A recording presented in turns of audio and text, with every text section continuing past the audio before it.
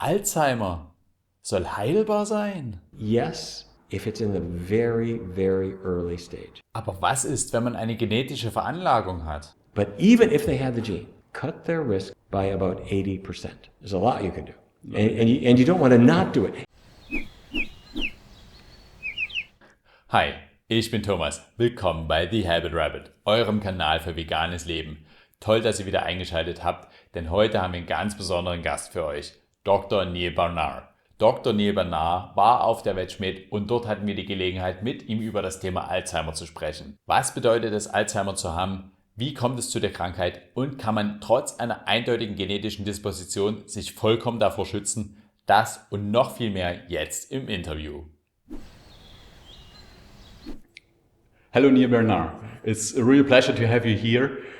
Could you please explain your background a little bit? You're one of the lead scientists in medical nutrition. How long are you in the subject?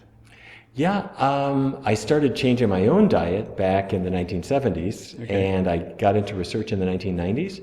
And we've been doing more and more studies where we have been looking especially at plant-based diets, vegan diets, for people with diabetes, weight problems, chronic pain. And it has really been amazing. Instead of nutrition being sort of a weak force that can be used or not, it turns out to be perhaps the strongest thing that we have in medicine today. Yeah. And you mentioned diabetes and other chronic diseases, and you also have talks on the internet that we can relink Yes. about Alzheimer's disease. Yes. Can you explain what is going on when you get an Alzheimer disease with the people? Yeah. Alzheimer's disease is a condition where the brain is being gradually destroyed. We see between the brain cells what are called beta amyloid plaques between the cells. Okay. And inside the cells there are unusual structures as well, and the brain itself is starting to die. It's shrinking, where you're losing brain cells. And so this means that it starts with memory problems, where you can't remember a name or a word, and eventually your personality changes, your ability to solve problems changes, everything changes, and you lose everything. We used to think it was all due to old age, or old age and genetics, so that if you had it in your family, you would get it when you get old. But we now know that it's sort of like smoking, where older people get lung cancer, not because they're old, but because they've been smoking for such a long period of time. So if a person eats an unhealthy diet, then as they get older, the damage of that diet is seen not just in the heart, but also in the brain. Okay. Yeah, because I was asking a friend of mine, his father has Alzheimer's disease and his grandfather has Alzheimer's disease. Yes. And he's saying like, I can do nothing and I just eat whatever I think of. So Yeah. is it not, it's not only the genes, but also you mentioned the nutrition. So how Yes. much do the genes influence that you get it? Genes do matter. There's a particular gene that's fairly common, and if you got it from one parent, your risk of Alzheimer's is 3 times higher. If you got it from both parents, your risk is 10 times, maybe even 15 times higher. However, it turns out that even if you have those genes, if you make diet changes, it appears that will reduce the risk. And specifically, there is something called saturated fat. It's the solid fat that's in cheese, it's in milk and butter, and there's also some in meat. And researchers in North America, in Chicago, Illinois, looked at a large group of people, and those people who avoided the saturated fat, more or less, they ate less, had about 2/3 less risk of getting Alzheimer's compared to people who ate more. And then they looked at other things like trans fats, which are in some snack foods. Same issue. And then certain metals like too much iron or too much copper. All of these things relate the diet to the health of the brain, and they're within our control. So yes, you want to have healthy genes, but even if you're not born with healthy genes, you can affect your risk in a very good way. Is there a number how many people who have the like from both parents the genes, how many, if they join a healthy nutrition, can avoid Alzheimer's? Are there studies on it? We need more research, but one of the ones that I found most striking was a Scandinavian study. It was done in Finland. And they looked at individuals who were 50 years old. Everybody's totally healthy, no memory problems. But some of them had this gene. It's called the ApoE epsilon 4 allele. The name's not important. But even if they had the gene, when they followed them over the next several decades, those people who tended to avoid the bad fats cut their risk of getting memory problems by about 80%. 80%, wow. So it's not 100%, Yeah. but it was good. It was Good luck. Yeah. really good. And there's more things you can do too. There are many, many different things you can do. I've just scratched the surface. Yeah. And I wrote a whole book on this because I was very excited about it. Yeah. Because for me, both as a person who doesn't want to get Alzheimer's, but as a doctor, you want to be able to have information to help people. Didn't your father also have Alzheimer's disease? Or? Yes, he did. Yeah, he had a very bad course of it, and all of my grandparents had various memory problems. And so one is tempted to think, well, there's nothing I can do. Yeah. There's a lot you can do.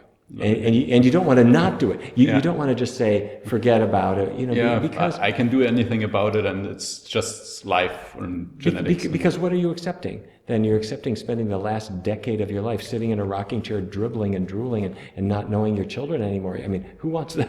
Yeah. Who wants that? We have to make these changes, and all the side effects are good ones. It helps us keep our weight down. It helps us keep chronic pain conditions like arthritis down as well.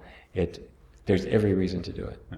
You mentioned those beta amyloid plaques Yes. between the cells, and there is an acid called DHA, and what role does this acid play?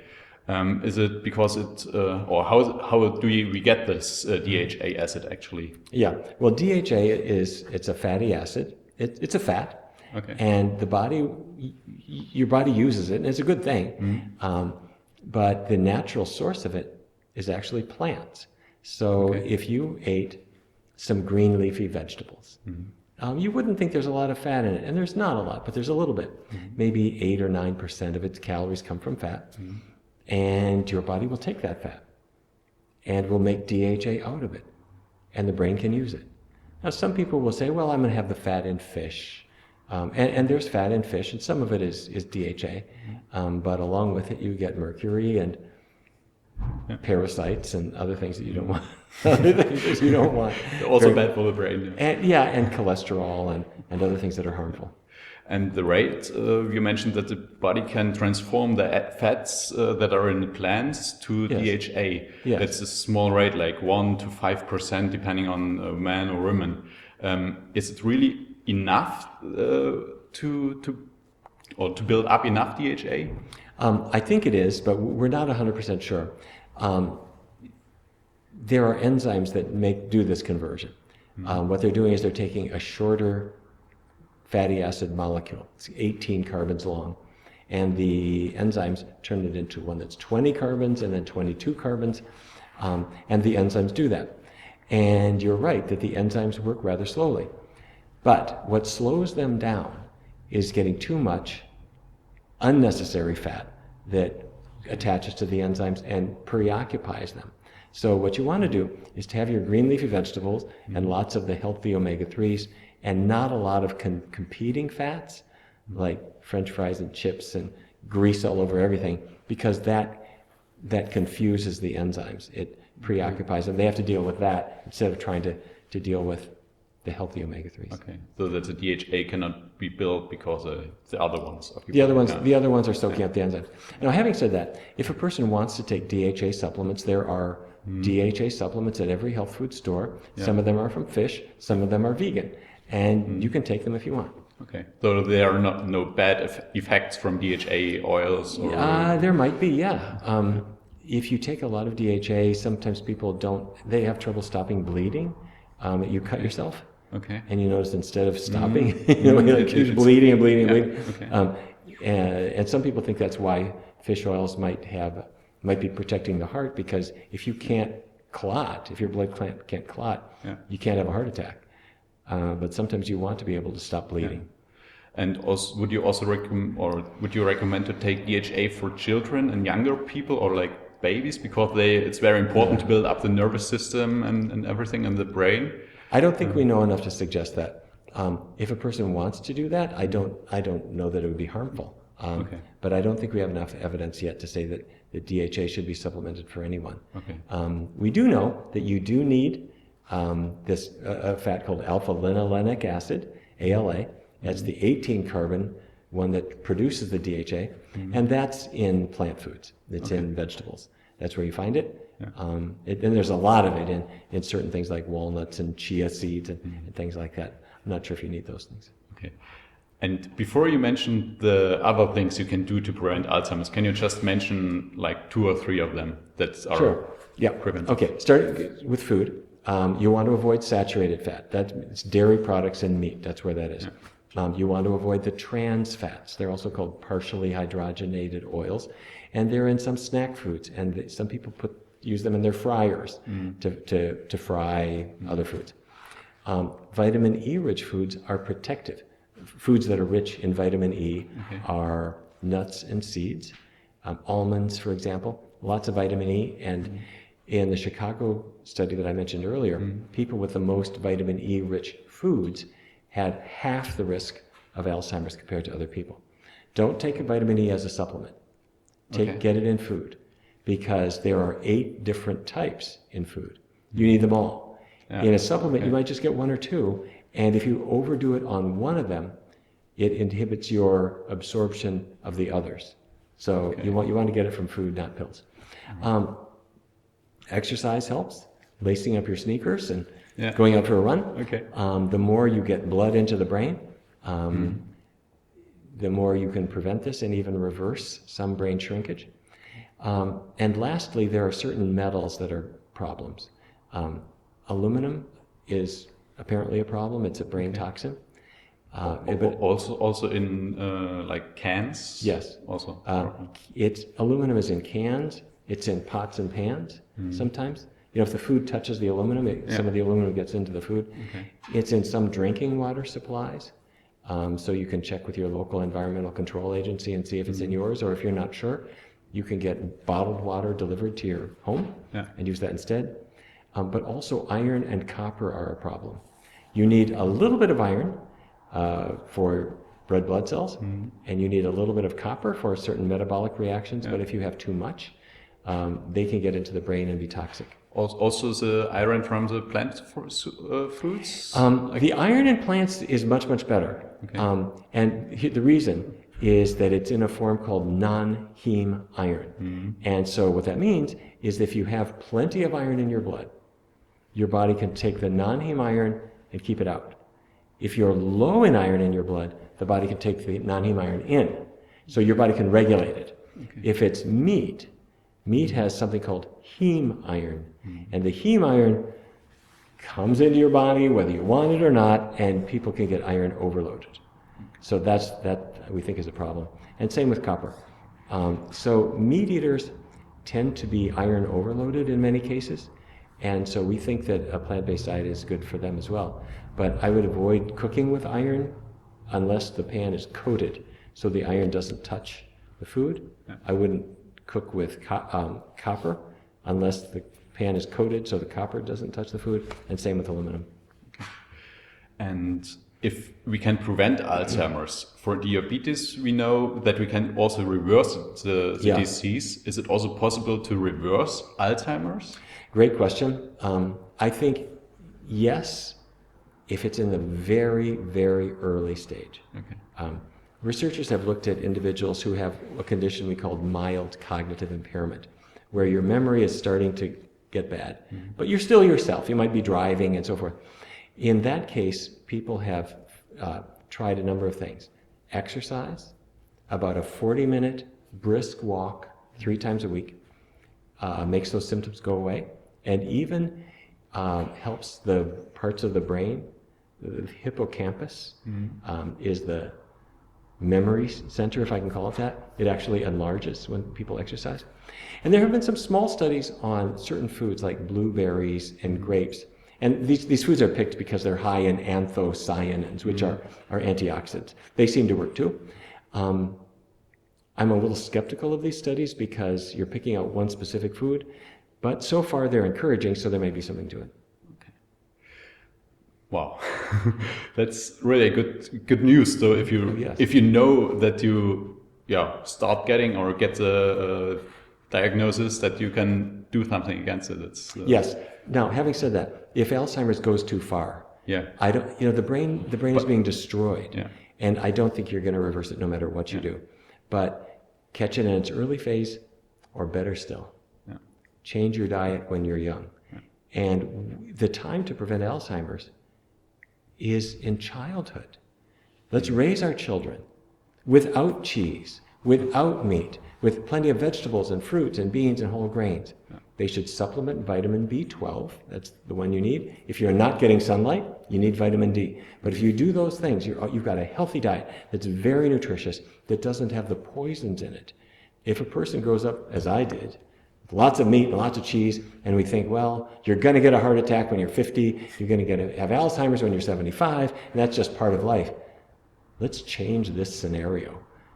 We're not going to live forever, but I want to live well as long as I'm alive. Okay. Where can the viewers can learn more about your work? And you published several books, and do you have anything that you can mention? Yes, thank you. Our website is pcrm.org. That stands for Physicians Committee for Responsible Medicine. And if you look on YouTube, you'll see about 10,000 videos that we have made, and I hope people find them helpful. Okay. Thank you very much for your time. Appreciate it very much, and thank you very much also for your talk in the morning. It was really eye-opening and touchful.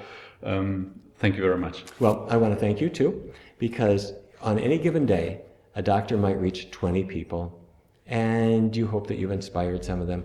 But any given day, you reach more people than that. And you never know how many of them are going to get inspired by something you have done and ask other people to look at it and share that work around. So you're a lifesaver, and I thank you for working with me and this team. Thank you very much. Sure.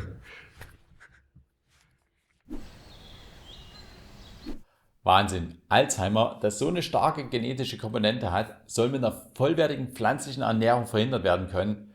Ich habe es selbst kaum glauben können, als ich das erste Mal gehört habe. Aber die Erkenntnisse der Ernährungsmediziner ist einfach eindeutig und kann heutzutage nicht mehr von der Hand gewiesen werden. Und das ist so toll, dass Alzheimer einfach kein unabwendbares Schicksal mehr ist. Vielen Dank nochmal an Dr. Nierbernard, dass er sich die Zeit für uns genommen hat, und alles Gute an ihn. Und vielen Dank an das Wedgmet-Team für die tolle Konferenz in Berlin. Sicherlich habt ihr es gemerkt, ich war etwas aufgeregt bei dem Interview. Entschuldigt deshalb bitte mein leicht holpriges Englisch. Nierbernard hat es im Interview erwähnt, es gibt unzählige Vorträge von ihm hier auf YouTube, und deshalb unsere Bitte an euch. Schreibt ihr doch mal unten in die Kommentare rein, welches Video euch am besten gefällt, und verlinkt das da gegenseitig, sodass ihr die besten Vorträge von ihm findet. Wenn euch das Video gefallen hat, gebt uns gerne einen Daumen nach oben und abonniert den Kanal, da würden wir uns echt drüber freuen. Vielen Dank fürs Zuschauen und bis zum nächsten Mal bei The Habit Rabbit, eurem Kanal für veganes Leben.